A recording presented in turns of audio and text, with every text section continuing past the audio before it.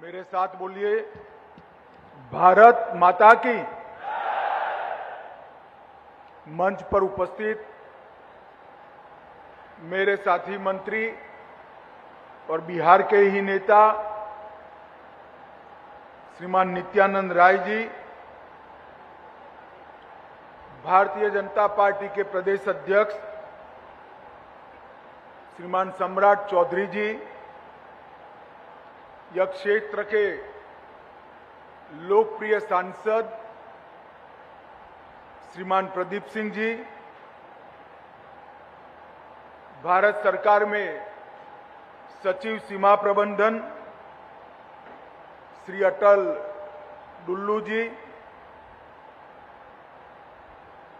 SSB की महानिदेशक श्रीमती रश्मि शुक्ला जी, भारतीय भूमि पत्तन प्राधिकरण के अध्यक्ष आदित्य मिश्रा जी, और आज भारत नेपाल सीमा पर यहां पर उपस्थित जोगबनी बिहार के निवासी प्यारे भाइयों और बहनों, आप सभी को राम राम नमस्कार। मित्रों, आज झंझारपुर में एक राजनीतिक कार्यक्रम में शिरकत करने के लिए मैं यहां आया था। बहुत समय से ये दोनों काम जो सीमा सुरक्षा और सीमा के पार व्यापार के लिए बहुत महत्वपूर्ण है, वो दोनों काम पेंडिंग चल रहे थे। तो आज इसके साथ साथ यहां पर जोगबनी में आप लोगों के साथ मिलने का मौका मिला है। आज भारत के वीर सपूत परमवीर चक्र विजेता श्री तारापुर की पुण्यतिथि है, शहीद दिन है। आज के ही दिन उन्होंने अमाप शौर्य का प्रदर्शन करते हुए अपना सर्वोच्च बलिदान दिया था। देश के प्रधानमंत्री मोदी जी ने श्री तारापुर की स्मृति में अंडमान निकोबार आइलैंड में द्वीप समूह में एक द्वीप का नाम तारापुर आइलैंड रखकर हमेशा के लिए भारत के नक्शे पर श्रीमान तारापुर को स्थान देने का काम किया है। मित्रों, आज यहां पर लैंड पोर्ट अथॉरिटी और एसएसबी दोनों की आवासीय और कार्यालयीय सुविधाओं के लिए उसके लोकार्पण के लिए मैं आया हूं। मैं यहां पर आया हूं तब आप लोगों को एक बात बता देना चाहता हूं। मैं बिहार की सीमा की सारी दिक्कतों से परिचित हूं। घुसपैठ से लेकर भूमि कब्जाने के सवालों से लेकर अवैध व्यापार से लेकर, मगर मैं आपको आश्वस्त करना चाहता हूं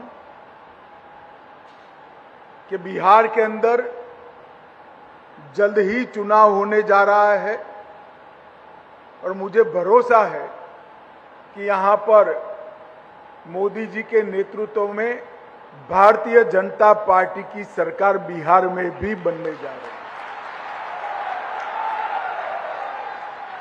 इस सीमांत क्षेत्र के जितने भी समस्याएं हैं, समस्याओं का हल केंद्र और राज्य सरकार दोनों मिलकर तुष्टीकरण की नीति के बगैर कठोर दृष्टि और कठोर भाव से कदम उठाए हैं, उसी में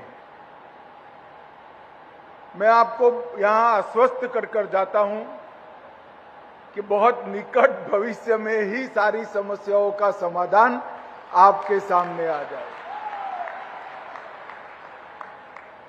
भाइयों बहनों, आज लैंड पोर्ट अथॉरिटी की सुविधाओं में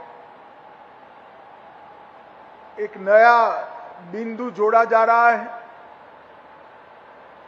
भारत एक ऐसा देश है जिसकी 15,000 किलोमीटर से लंबी भूमि सीमा पड़ोस के देशों के साथ लगी हुई।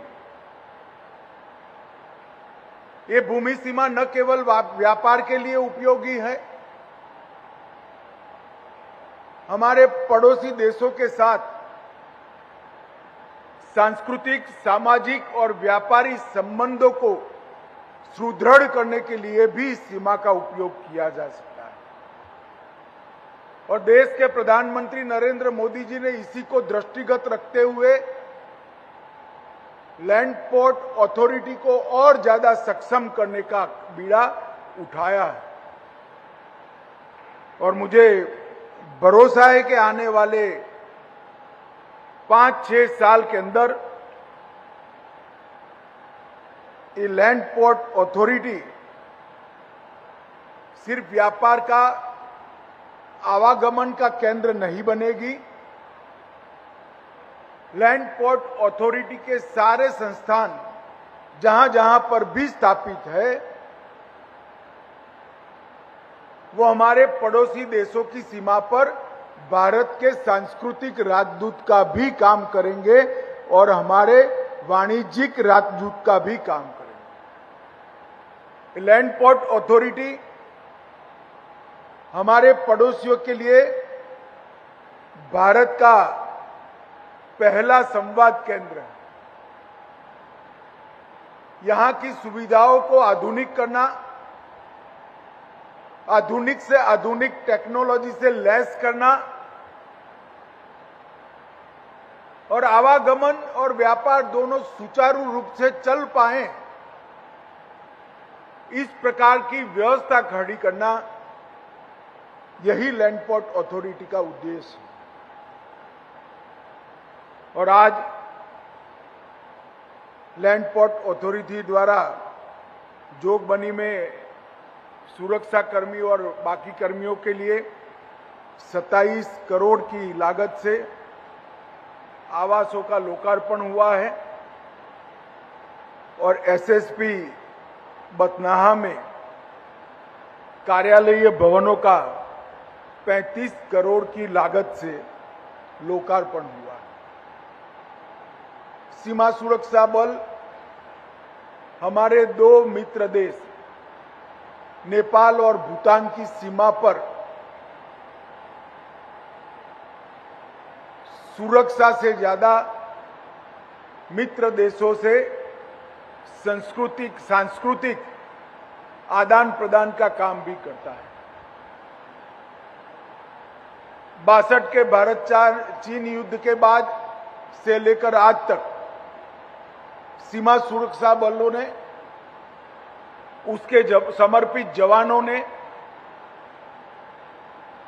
न केवल सीमा की सुरक्षा की है, सीमांत क्षेत्र में जो गांव हैं, इसकी सांस्कृतिक पहचान और भारत के साथ जुड़ाव, उसको और सुदृढ़ करने का काम किया है। और मैं आज बताना चाहता हूं, अब सीमा सुरक्षा बल प्रधानमंत्री नरेंद्र मोदी जी की गांव के गरीबों के लिए जितनी भी योजनाएं हैं, उसके क्रियान्वयन में भी जिला समाहर्ता के साथ कंधे से कंधा मिलाकर काम कर रहे हैं। चाहे कोरोना की विपद आपदा हो, चाहे बाढ़ आई हो, हर जगह पे सीमा सुरक्षा बल के हमारे जवान भाई बहनों ने मानवता का एक उत्कृष्ट संदेश समग्र सीमांत क्षेत्र में पहुंचाने का काम किया है। मैं आज इस मौके पर एसएसबी के सभी अधिकारी कर्मचारियों का बहुत हृदय से साधुवाद करना चाहता हूं, अभिनंदन करना चाहता हूं। भाइयों बहनों, लगभग यहां पर जो 7,485 वर्ग मीटर क्षेत्रफल में जो लैंड पोर्ट अथॉरिटी यहां बनी है, इसका औसत व्यापारी आंकड़ा 10,500 करोड़। और मुझे भरोसा है कि आने वाले दिनों में बाकी की 3 नेपाल के साथ जुड़ी हुई लैंड पोस्ट बढ़ने के साथ ही ये आंकड़ा और बढ़ेगा। कई बार लोग सोचते हैं कि और 3 बढ़ेगी तो एवरेज कम आएगी, ऐसा नहीं होगा। इससे दोनों देशों में व्यापार का अभिगम बढ़ेगा, व्यापारिक संबंध बढ़ेंगे और दोनों देशों के बीच में व्यापार की बढ़ोतरी ही होगी। तो 3 से 6 चौकियां बनने के बाद भी व्यापार का आंकड़ा निश्चित रूप से बढ़ने वाला है। लैंड पोर्ट के माध्यम से मैं मेरे स्व अनुभव से बताता हूं कि नेपाल के साथ, हमारे मित्र राष्ट्र के साथ कोऑर्डिनेशन, कोलैबोरेशन और कोऑपरेशन तीनों क्षेत्रों के अंदर बहुत अच्छे तरीके से वृद्धि हुई है और रोज की 7,000 ट्रकों की आवाजाही यहीं से होती है और भारत नेपाल के कुल व्यापार का 14% व्यापार यही लैंड पोर्ट अथॉरिटी की चेकपोस्ट से होता है। पहले एक जमाना था कि बॉर्डर पे इंफ्रास्ट्रक्चर डेवलपमेंट के नाम पर कोई चिंता नहीं की जा सकती थी। मोदी जी के आने के बाद सीमावर्ती क्षेत्रों के इंफ्रास्ट्रक्चर पर ढंग से चिंता कर कर आज भारत के अंतिम गांवों को भारत के प्रथम गांव बनाने का काम नरेंद्र मोदी जी ने किया है। कनेक्टिविटी की सारी दिक्कतों को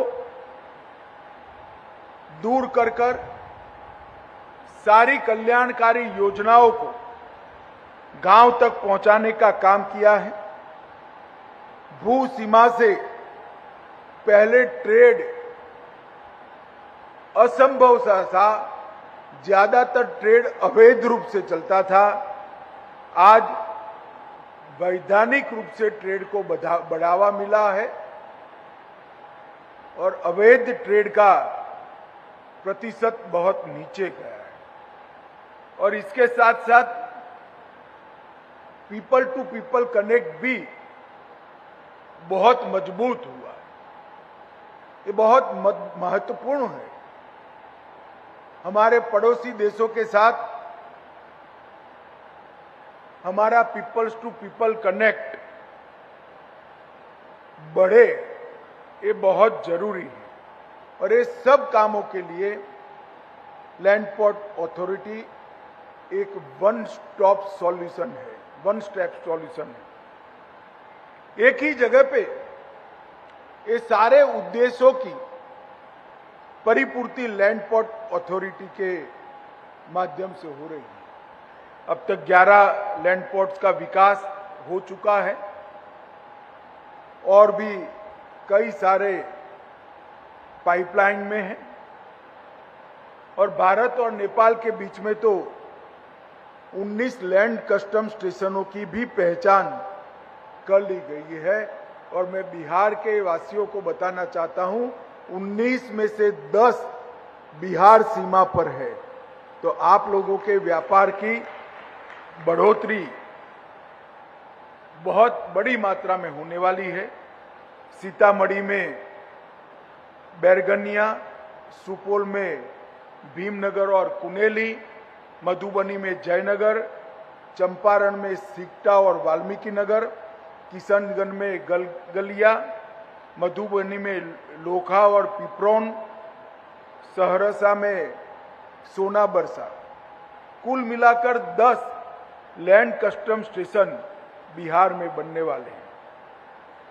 मैं आज ये दोनों संगठनों को बहुत बहुत बधाई देना चाहता हूं कि आज से आपकी सुविधाओं के अंदर बहुत बड़ा इजाफा होने जा रहा है।